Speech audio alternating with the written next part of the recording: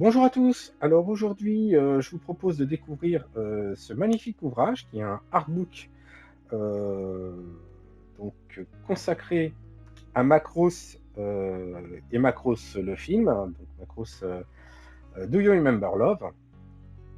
Et c'est un recueil d'illustrations, pardon, fait par Hidetaka Tenjin.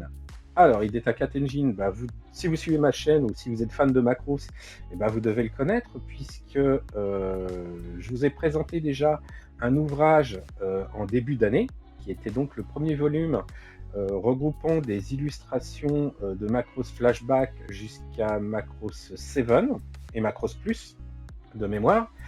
Un deuxième volume devrait sortir en fin d'année. Alors je dis devrait parce que il devait sortir au départ fin juin, début juillet. Il a été reporté ensuite à fin août et aujourd'hui la date de publication est estimée, enfin annoncée au 12 décembre. J'espère que ça ne va pas être de nouveau reporté. Et donc cet ouvrage normalement devrait couvrir les illustrations de Macross Frontier le film, et également Macross Delta. Cet ouvrage-là, lui, est donc, comme je vous le dis, consacré à Macross, la première série. Donc voilà, hein, Hidetaka Tenjin Artistry of the First Macross. Donc à Macross le film et à Macross la première série. Et ce livre est donc, c'est une exclusivité puisqu'il est dédié au marché japonais. Alors pourquoi simplement pour une raison de droit, puisque Macross, la série et tout ce qui s'y rattache, les droits sont détenus à l'international par Harmony Gold, donc une société américaine. Alors, je rappelle vite fait, hein, Harmony Gold avait acheté à une époque les droits de 3 séries, hein, c'est-à-dire Macross, Sunzen Cross et Mospida, pour faire une saga sur 3 époques qui s'appelle Robotech. Voilà. Et du coup, ils détiennent les droits de diffusion à l'international concernant ces 3 séries-là, dont Macross. Et donc tout ce qui concerne Macross, la première époque, ne peut pas être diffusé à l'international si ça ne passe pas par eux. Un accord avait été trouvé il y a quelques temps, libérant les droits pour tout ce qui est Macross, mais pas la première série.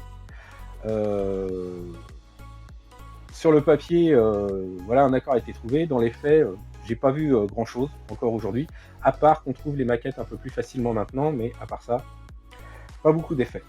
Pour revenir à cet ouvrage, donc, exclusivité réservée au marché du Japon, mais comment ça se fait que tu l'as? Allez-vous me demander? Je vais vous répondre. Je l'ai grâce à JR Patatars, donc merci JR. Simplement parce que JR entretient encore des correspondances avec Hidetaka Tenjin, puisque nous avons eu la chance de le voir à la Japan Tour l'année dernière, en 2022. Et depuis, JR suit ses différentes publications. Et lorsqu'Hidetaka a annoncé la sortie de cet ouvrage, JR s'est empressé de nous tenir au courant et a eu la merveilleuse idée d'organiser une commande groupée et faire importer donc un certain nombre d'ouvrages, hein, je ne me rappelle plus, et ce qui nous a permis d'économiser sur les frais de port. Eh ben, on va passer à la présentation de la bête, hein, justement. Donc, très bel ouvrage, hein, relativement épais quand même, hein, c'est pas une dizaine de pages, souple, avec une jaquette, hein, hop. Donc, par contre, une fois qu'on a retiré la jaquette, ça pète, hein, voilà. La jaquette avec de très belles illustrations, ainsi que les logos officiels, donc c'est bien un produit officiel, on voit ici Macross 40, donc pour les 40 ans de Macross, et BigQuest, qui est la société qui détient les droits Macross pour le Japon. Alors, les 40 ans de Macross, faut savoir que donc, en 2022, on fêtait les 40 ans de la série Macross, et en 2024, on va fêter les 40 ans du film, donc Macross Ayoboete Imasuka, donc Macross Do You Remember Love. Donc la sortie de ce livre, pile poil entre les deux, tombe vraiment bien. On termine le tour de la couverture avec l'arrière, avec de très belles illustrations encore. Ici, une illustration d'un VF1J en mode Garwalk. les plus attentifs d'entre vous auront tout de suite remarqué et reconnu d'où vient cette illustration. Et on reviendra sur ce sujet lorsqu'on va feuilleter rapidement l'ouvrage. Et on voit ici le prix, hop là, de 4500 yens, ce qui, si je fais une conversion très rapide et très grossière, amène le livre à environ 45 €, peut-être même une quarantaine d'euros, au Japon, hors frais de port, hors frais de douane. Hier, en furetant sur Amazon, j'ai vu qu'on pouvait quand même se le procurer sur Amazon, mais à presque, je pense, 75 ou 77 € hors frais de port. Donc voilà, c'est vraiment de l'import un peu particulier. Alors, Hidetaka Tenjin, voilà l'ouvrage. Donc déjà, dès la première page, on en prend plein les mirettes. Franchement, c'est superbe. Ici encore, de belles illustrations. Et ici, un petit texte. Et ce petit texte me permet de faire deux remarques. La première, c'est que vous voyez que, bien entendu, il est en japonais, mais également en anglais. Alors ça, c'est agréable. Donc ça, c'est le premier point. Et le deuxième point, c'est, si vous avez remarqué, c'est que je vous parle depuis tout à l'heure d'un ouvrage qui est normalement réservé au marché japonais, et pourtant, il est dans le sens de lecture occidental. Alors, ne me demandez pas pourquoi, j'en sais strictement rien. Alors, on va le feuilleter rapidement, bien sûr, je ne vais pas tout vous montrer, mais quand même, regardez cette double page. Et on n'est qu'au début du livre. Hein. Et l'autre point très important et très intéressant, c'est que vous voyez en bas de chaque illustration, vous avez, alors pas la provenance de l'illustration, mais, alors si, quelque part c'est la provenance, mais le pourquoi du comment. Là, par exemple, on comprend que c'était l'illustration pour le coffret Blu-ray datant de 2012. Le fameux VF1J qu'on voit à l'arrière, eh ben, j'ai pas besoin de lire, moi, parce que je le sais. Il s'agit en fait de l'illustration pour la boîte de maquette Hasegawa au 1.72, pardon, donc du Gearwalk, qui date de 2014. Là encore, une magnifique illustration, hop, qui reprend la pose très connue du VF1J à la fin du générique de Macross. Et donc là, a priori, c'était donc une affiche pour une boîte de jouets High Metal Bandai, mais qui daterait du Tamashii Nation 2022. Donc, vous voyez, c'est quand même très récent. Donc là, des illustrations du Macross. Hop, j'ai sauté quelques pages. Je regarde juste parce que, comme il y a le Macross, voilà, c'est ça que je cherchais. Donc là, les illustrations des boîtes Hasegawa, donc du Macross SDF1 version série TV en forteresse spatiale et en mode Daedalus Attack. J'ai fait ces deux kits, hein, vous pouvez les trouver sur la chaîne. Encore là des boîtes, donc le VF1A Thunderbird, je crois. Donc la patrouille acrobatique dans l'univers Macross au 1.72 et au 1.48. Hop, on va sauter une poignée de pages. Là, encore du récent avec l'Armored Valkyrie VF1J au 1.72 d'Hasegawa, donc que je possède aussi, que j'ai pas encore fait. J'espère la faire bientôt. C'est prévu. Donc là, voilà, vous avez le glage. Alors ici, toutes les illustrations que vous voyez sur fond blanc, ce sont des illustrations qui ont servi pour les fascicules Macross qui ont été édités au Japon. Alors ici, là, hop, juste en bas de la page, hein, comme je vous disais, on voit donc le numéro du fascicule. Donc ces régultes étaient dans le numéro 36 et date donc de 2009. Ici, c'est l'illustration de la boîte du Regult Missile Carrier, donc sorti l'année dernière chez Hasegawa. Et donc en toute logique, voilà, la double page avec le Regult standard et le Regult Scope Tape. Alors, je ne sais pas dans quel ordre les vidéos vont sortir, mais vous allez avoir, si vous ne l'avez pas vu dernièrement, vous allez avoir l'occasion de le voir bientôt, puisque c'est le kit que je suis en train de faire, celui-ci. Hop, je saute encore quelques pages. Ah, ici, ça c'est l'illustration du VF1, de la boîte au 1.48 du VF1J et VF1A. donc qui est la patrouille Vermilion. Alors la patrouille Vermilion dans Macross, c'est la patrouille composée de Hikaru, et là bien sûr édition A, si on peut voir, du VF1A de Maximilian Sterling, on voit le bleu légèrement ici, et donc ici c'est le VF1A de Kakizaki, et donc c'est une Valkyrie, un VF ou un 48, et on peut faire donc les trois au choix. Donc là encore de superbes illustrations de kits Hasegawa. Je les prends au hasard, mais je tombe que sur les kits Hasegawa. Hein. Donc ça, c'est les super Valkyrie, donc issus de la série Maximilia au 1.48. Ici, on les a en standard. Donc c'est les kits au 1.72. Et ici, c'est les mêmes kits au mode Gearwalk au 1.72. Alors, ces kits, il n'y a pas deux avions dans chaque kit, il n'y en a qu'un, mais on a la possibilité de faire les deux livrets à chaque fois. Donc là, pareil, une illustration très très récente donc, du VF1J rouge, version Milia, qui est sorti il y a peu de temps, qui est sorti en même temps que le Regult, je crois.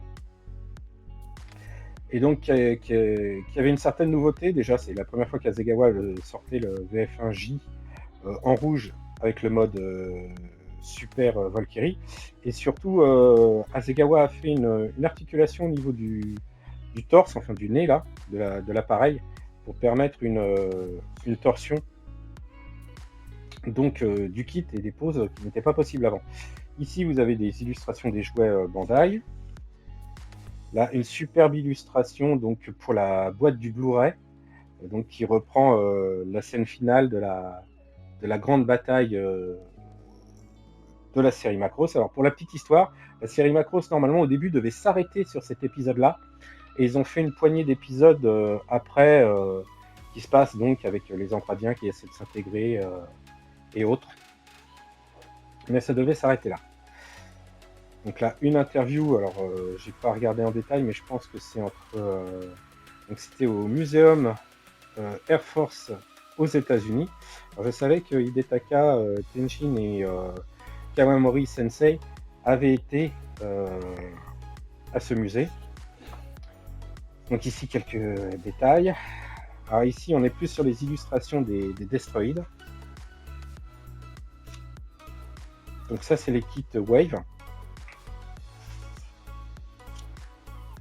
Voilà, très très belles illustrations.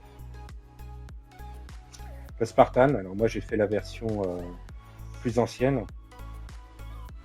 Alors ça c'est une illustration des fascicules Macross dont je vous parlais. Le Destroyed Monster. Alors là c'est amusant cette double page là parce qu'en fait il s'agit de la même illustration mais que Hidetaka a retravaillé puisque celle-ci date de 2016 et celle-ci date de 2022. Et pourtant c'est pour le même produit, hein, puisqu'il s'agit donc du Bandai Spirit High Metal, donc du Destroyed Monster, mais à deux époques différentes. Le Spartan, toujours en High Metal. Le 1/48e de chez Hasegawa, toujours des magnifiques effets. Alors là, nous sommes dans les catégories du film, hein, puisqu'on reconnaît le VF1S d'Hikaru dans le film, à sa livrée rouge, comparée à la livrée jaune de celui de Roy Fokker. Le Battloid Super Valkyrie du VF1A au 1.72 de chez Hasegawa, donc il date de 2003. Alors ces illustrations-là, elles sont particulières parce que ce sont des illustrations en fait que Hidetaka Tenchin a fait pour la série animée. C'est-à-dire que ce soit dans Macross Delta ou Macross Frontier, il y a toujours un moment dans un épisode des espèces de flashbacks qui racontent la première guerre entre les Zentran et les humains, et c'est toujours illustré d'images fixes pour raconter donc comment tout ça est arrivé. Alors, je ne crois pas que ce soit le cas avant. Non, avant c'est le VV. Ah, j'ai le nom qui m'échappe.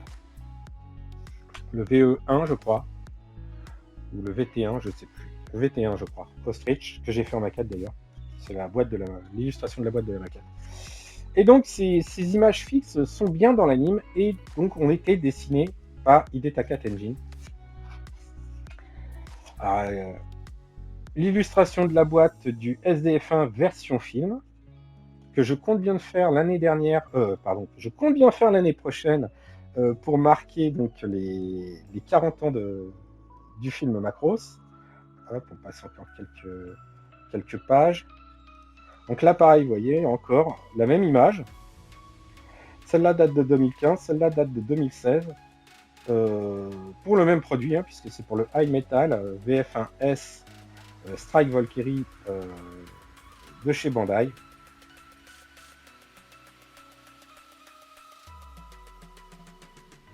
Alors là, on arrive sur des illustrations avec... alors là, on est sur de la 3D magnifique.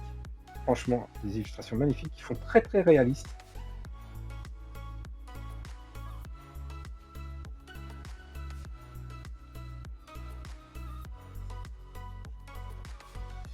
Le VF Strike Gearwalk que j'ai fait également.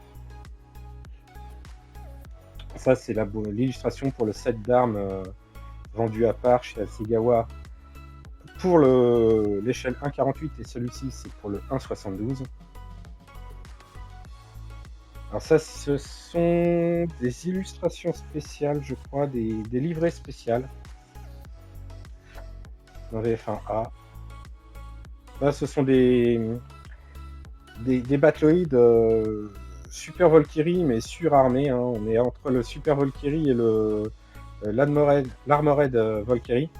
Donc ce sont des engins fictifs. Ils ne sont pas du tout dans la série, ni dans les jeux vidéo, ni autres. Ils sont sortis en 2022 chez Asegawa. Très intéressant à faire, mais je ne les ai pas, je ne les possède pas. Les Eggplane, j'en ai fait plusieurs.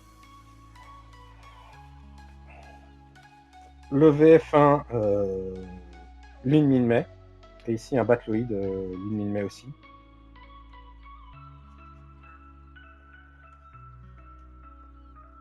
Là, l'ensemble un VF Strike avec un VF 0, VF 31, YF 19 et le VF 19, je crois, si je ne me trompe pas. Superbe illustration ici, avec les différents protagonistes masculins des différents Macross, puisqu'il y a Hikaru, Nikki Basara, j'ai plus leur nom en tête à tous, Dyson de Macross Plus, lui c'est le pilote dans Macross 0, et ici le pilote dans Macross Frontier. Macross Delta ne devait pas être sorti à l'époque, puisque l'illustration date de 2012. Bon, même si c'est joli, on sent quand même que Tenjin est plus à l'aise dans les mechas que dans les personnages réels. On dirait vraiment un tableau qu'on verrait trôner au-dessus d'une cheminée. C'est marrant, mais c'est très joli. J'aime beaucoup l'effet de lumière. Là, pareil, les personnages... A priori, c'est une illustration pour un Blu-ray. Et là, ce sont les maquettes et livrets commémorant les différents anniversaires de Macross, puisqu'ici nous avons le VF pour les 30 ans, ici les 35 ans, ici les 25 ans. Et a priori, donc quand on lit le texte, Hidetaka a participé à la création de ces différentes livrets sur les maquettes. Là également, alors ici, ça c'est assez rare pour le souligner. Cette version là du VF1J, c'est un VF1J, en mode Battloïd, c'est le design qui a été repris pour une tentative de modernisation de Macross en version manga, qui s'appelait Macross The First, où les designs avaient été un peu modifiés et où on reprenait pas mal les tenues plus du film que de la première série. Et je sais même pas si la série manga, alors elle n'a jamais été traduite, et je sais même pas si la série manga a été terminée au Japon. Je crois qu'elle a été arrêtée en cours de publication. Donc ici un dessin 3D à l'ordinateur, parce que Hidetaka Tenjin ne travaille que à l'ordinateur. Donc là, ça reprend, c'est très inspiré du générique de fin des épisodes Macross avec le casque, même si c'est pas celui-là qui est dans le générique. L'album photo qui là on reprend les différents personnages ou illustrations qui ne sont pas d'Hidetaka d'ailleurs, hein, je tiens à préciser. Non, ici ça fait plus dessin, c'est plus gentil, je trouve. Le cockpit, un cockpit fait à l'échelle 1. Ça, je donnerais cher pour pouvoir le voir, ça. A priori, ça date de 2013. Et ici, en 2022, donc c'était un modèle du SDF1 pour les 40 ans de Macross et qui se transformait. Il passait du mode forteresse au mode battloid, on va dire, en réel. Voilà. La petite bio d'Hidetaka Tenjin. Et ici, la deuxième version de ce livre, puisqu'il existe une autre version, on va dire, deluxe, qui est plus grande, hein, elle est presque au format A3, et en couverture rigide. Voilà pour cette présentation assez longue, et encore, pourtant, je n'ai fait que survoler le livre, on dirait pas, mais je peux vous assurer que vous avez quasiment rien vu, et qu'il y a encore plein de merveilleuses illustrations, en tout cas, si elles ne sont pas merveilleuses, en tout cas, elles sont superbes. Maintenant, j'ai qu'un espoir, c'est que Monsieur Tenjin revienne en France pour qu'il puisse mettre sa petite griffe sur cet ouvrage. En attendant, je vous donne rendez-vous très bientôt pour vous présenter, j'espère, le second volume consacré donc aux œuvres d'Hidetaka Tenjin. Bye bye!